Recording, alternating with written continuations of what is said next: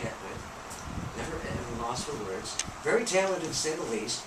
And one of the things I wanted to ask you, first of all, welcome, Ann. Hi, thanks. Okay, good. Thank you so much.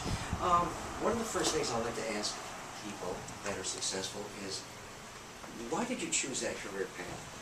How did you know you wanted to venture off into that field? When I was 3 years old, I wrote my first song. It's called Swingy Roo. I still remember it. Would you care to give us No, I talk about it? Since when have you become shy? No, I don't want to bore everybody with a 3-year-old song. Oh my gosh. But you knew right then and there. Well, I wanted to be a blood. composer. Mm-hmm. I already knew that when I was a little girl. And when I went to college, I told everybody I wanted to be a composer, but they made me be a singing major. So they switched me to singing, I guess because I was a big blonde, and you know, big blondes can't be composers, you know, they have to be singers. So anyway, I can't regret it. I had a fabulous career as a singer, but now I have become what I always wanted to be, a composer. Let's talk about that. Give us your steps to leading. What led you here to GCC? Yes. Well, I had been in the music business 35 years. I lived in Europe almost 15, traveled all over, lived in Italy, then in England, worked a lot in cinema, writing songs for films, singing songs for films. I also worked as an actor in films. Anything we would Anything we would recognize? Hardly anything was ever released in the U.S. Oh, the other day I saw advertised spaghetti western. I was just thinking that. That's how quick. And I sent away for it, and sure enough, there was a film that I had done in the packet of, I think there were 9 DVDs for $10 or something. Wow. And one of them was a film that I had been in. So now every time I watch a spaghetti western, not that I do an awful lot, but I'm going to look for your name in the credits. I'm going to say, I know her. Well, I had a different name then. Oh, okay, stage name? No, it was my name. I was married at the time. Oh, okay. You want to talk about some of your other productions that you've done here at the GCC? Any upcoming productions? No, we just finished my presentation. Actually, I got a small grant from the New York State Arts Council called a Ripple Grant. It ripples down to us here in the hinterlands, and we just did Eleanor, the oratorio, and Eleanor's about Eleanor of Aquitaine, and a specific period in her life when she took a band of women on the Second Crusade. So I've written a whole story for orchestra, chorus, and soloists, but that was last week, so it's over now. I told you she was fascinating and talented. But I do have a commission, I have to say. I have a commission now to write for a string quartet in LA, so And you're always busy, and yes, I love that. Yes. That was a couple of things we talked about before when I met you previous to today's show. There are a lot of talented people out there that are very shy and saying to themselves, should I get into acting? Should I get into singing? No, I can't do it. I'll fall apart in front of the public. What are some words of encouragement you would give those people to say, go for it? Well, I was very, very shy. You can't see me because this is radio, but I'm very, very tall. And so I was this tall when I was 13 years old. So of course I thought I was a monster. I was like 2 feet taller than anyone else. My friends tell me I have a face for radio. Oh yeah. Yeah, stay away from TV. Oh, I like your face, by the way. I think you'd be a good TV guy. That's what I'm looking for. Thanks. Well, Told you I how like this that? one. So anyway, I was so shy. Who knows why? Well, I told you I wanted to be a composer, but when I went to college, they switched me into being a singer, and of course I was so shy. And I have to say that was a real problem. How could I ever get my quote art out there? But one of the things that we had in the music business, in acting and performing, and I highly recommend it, think of our President Reagan, is acting lessons. When one takes acting lessons, one learns how to breathe, how to relax. We have relaxation exercises. And then, of course, just by simply working in the business, practicing your, quote, craft, which would be relaxation, and all the other things to help you get through the singing, acting, playing process.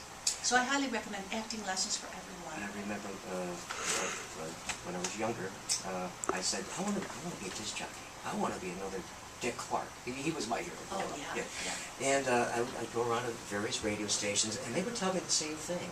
You want to get exposure, experience speaking in front of an audience, and learning how to speak in front of. Get involved in the theater, dinner theater, community theater. Oh, right, And I did. absolutely, yeah. And Did that help you get over Oh, absolutely. Oh. Any stage fright I might have had. Right. You make me look I nervous. had tremendous stage fright. It was really keeping me back from anything. And one of the things that happened to me, I was in Italy. One of the numerous things I did was avant-garde theater. Now, avant-garde, we don't use that term anymore today, but that would be way out there.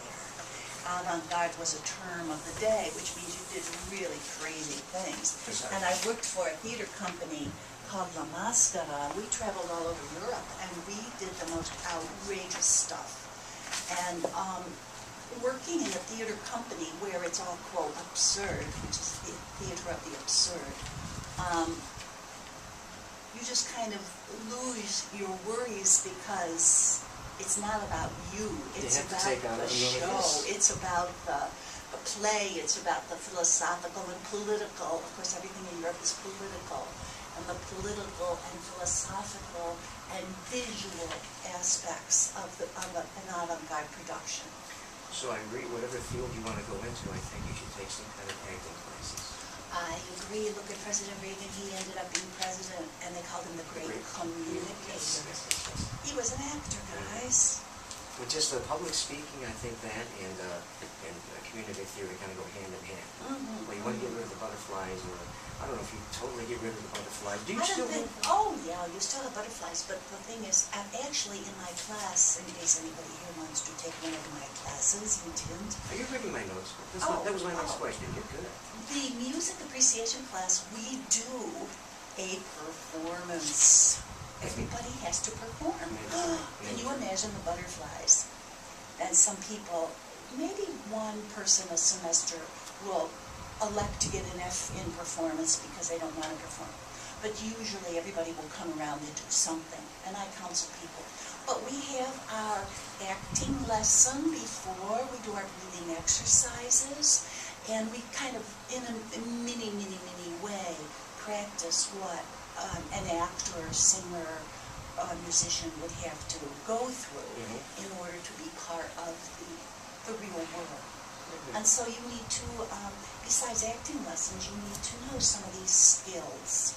It's a skill, and you can practice it, and you can do it, and you can overcome. So every time you go out on stage, even now at my advanced age, I love to perform, but I get really, really nervous. Am I going to forget the words? And no. All this, no, get an idea.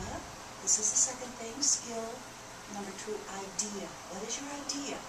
The idea is to talk to you about whatever the character is, or to say and sing the words of your song, or to play that melodic or non-melodic riff, whatever it is, because it's all an idea. It's got to be in your brain first. And that applause you get from the audience is it's very therapeutic. It's good it's too, a rush. but you know, guys, remember, the audience needs you too. They're there because they need a little bit of entertainment, or a little bit of thought, or a little bit of theater, or whatever medium you're in. The audience needs that. Look at today, they're throwing out music from all the schools again. We're going through that. We went through that in the 70s.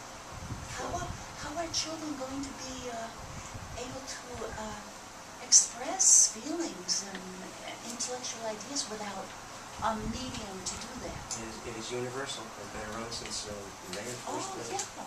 You know, in ancient Greeks, education was music, because music is physics, remember? Yes. Everything they knew about the physical world was through music. Music is vibration. Interesting. Okay, I'm gonna let you go. I know you're a busy lady here, and you do give private lessons, you say? I don't give private lessons, but we have private music instruction, and we Okay. arrange a teacher for you. In your class, your regular classes, do the students need to bring their own instruments, or are they provided? No, we don't have any instruments here. You have to either rent one or provide your own. Okay, all right. Any final parting words? Oh, no, just everybody go out and listen to some music today. Exactly. I appreciate you. Thank you. Thank you so much. Okay. Anne Reed, thank you. Bye. Thank you so much.